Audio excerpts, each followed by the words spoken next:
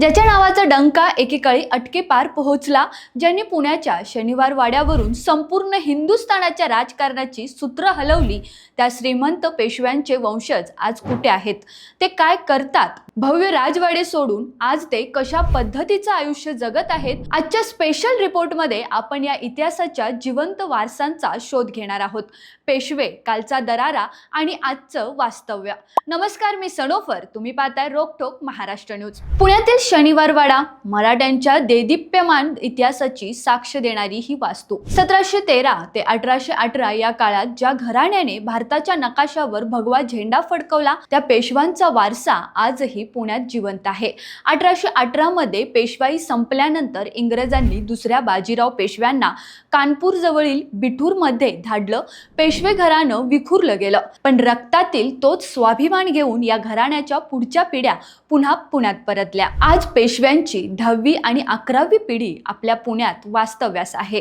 पण हे वंशज कोणत्याही राजेशाही थाटात नाही, तर अत्यंत साधेपणाने आणि कष्टाने आपलं आयुष्य घडवत आहेत. डॉक्टर विनायकराव पेशवा, पेशव्यांचे ज्येष्ठ वंशज. पुण्याच्या विद्यापीठात त्यांनी भूगर्भशास्त्राचे प्राध्यापक म्हणून अनेक वर्ष सेवा दिली. स्वर्गीय महेंद्र पेशवा, पेशव्यांच्या वारसाचे महत्त्वाचे नाव. पुण्यात त्यांचा स्वतःचा व्यवसाय होता. दुर्दैवाने गेल्या काही वर्षात आपण त्यांना गमावलं आहे. उदयसिंह पेशवा, भारतीय लष्कराचे निवृत्त अधिकारी.